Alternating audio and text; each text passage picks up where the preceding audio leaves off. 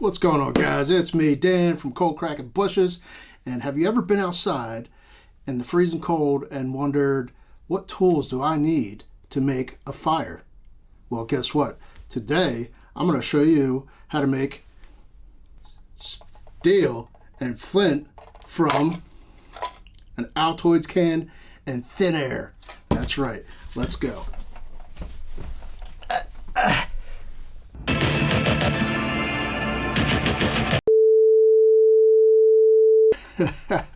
Alright, sorry about that. Wrong channel.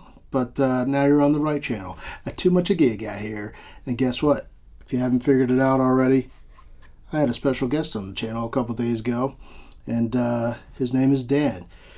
If you don't know Dan, Dan is a bushcraft expert. He has his own school out in PA. And that's what it's called, Coalcracker Bushcraft. And during the course, we got to learn all about the advanced skills of bushcrafting. And Dan was nice enough to let me make a video. And obviously this channel is all about gear, so Dan was able to share his favorite 3 pieces of gear. And guess what? That's what we're going to look at next. So hope you enjoy. And yeah, sorry Dan, probably the worst impersonation ever. Don't kill me, you big son.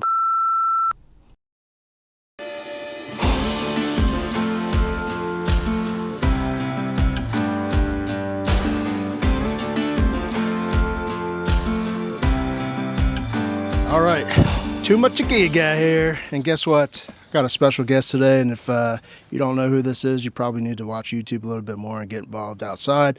But other than that, we got Dan from Coalcracker Bushcraft. Hi, everybody. I love your mic.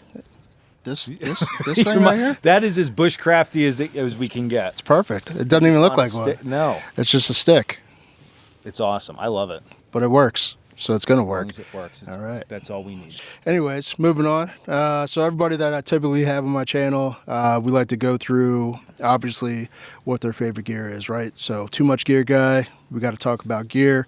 And today, this guy right here, he's going to share with us his favorite 3 pieces of outdoor gear that he uses. And we're going to let him take it away. What do you got? Okay. So in no specific order for gear here. I'm just going to grab whatever we got first. So first and foremost this is a Russian trapper's hatchet. So by far my most favorite axe hatchet that I own. People ask why, because it's strange, it's weird, it's old. So the profile itself, the handle, right? This is from the 50s because it's actually marked on here. Wow. Yeah, so it's from the 50s. When Russia had trappers that they were actually working for the government for fur, this is what they issued them. That's crazy. Yeah, so it came from Russia. Why I like it the best is, number one, you can choke up on it. It has a really long bit, and then I can do a lot of finer carving with this, which I like to do with an axe more. We do a lot of carving here, so. Yeah, so you could see now why like something like this comes into play really nice. So slicing and carving, it works really well. I don't do a ton of chopping with stuff, but if I need to, I can always choke back down and use that. So plus the nostalgia of it. Yep. I just like so it. 1950?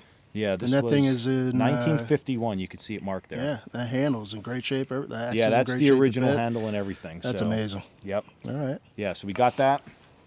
Next is my belt pouch.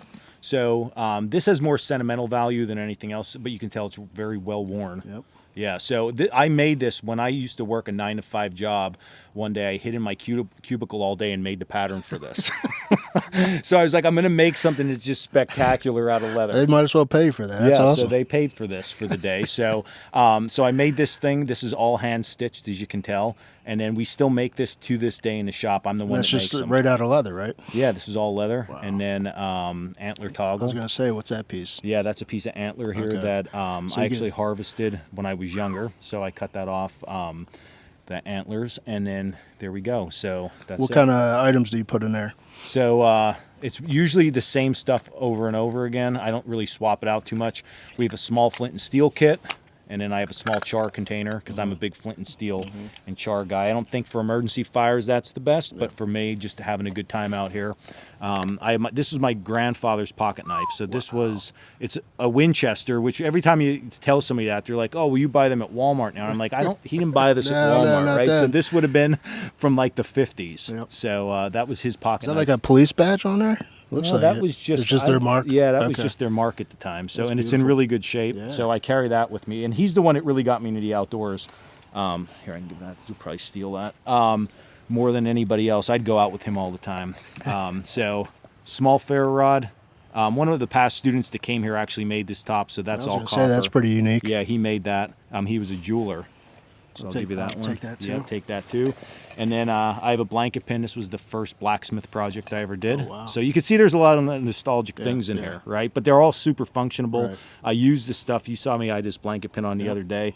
So I still use that. And then I just have some cordage down in the bottom jam. So that's one piece that you can actually carry multiple pieces in. Yes. So that's my my go-to on my hip all the time. So that's number 2. We've got number 3 here. And then number 3 is my haversack. So man purse, what we call it. So yeah, it took me a little confidence to put that on yesterday, but I did it. It takes a little bit, but they're just like an overall functional bag for the woods. I'm a backpack guy. I love backpacks, but it's easy to throw stuff in and out of. Backpacks sometimes feel a little bit overwhelming when you don't have a lot of gear in them. So just moving around the woods or during the day when I'm coming out to film, I can just load stuff in here. Yeah. What's in here varies time to time again.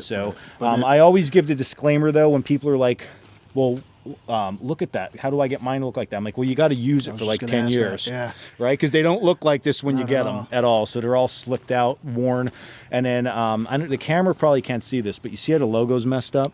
Oh, a little bit. It's like stretched out real far. Yeah. So this was the first one I've ever sewn on a sewing machine. I never used a sewing machine. 60 years ago? Close. Okay. Yeah.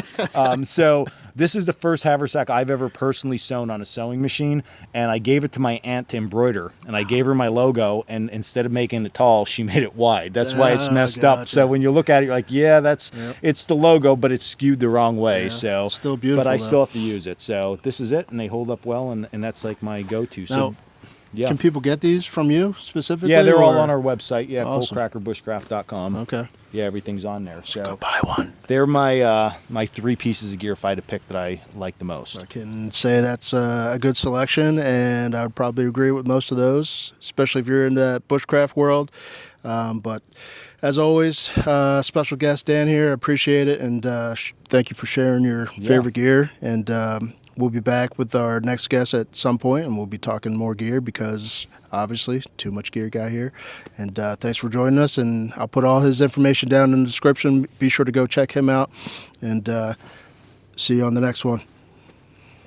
All right. Perfect.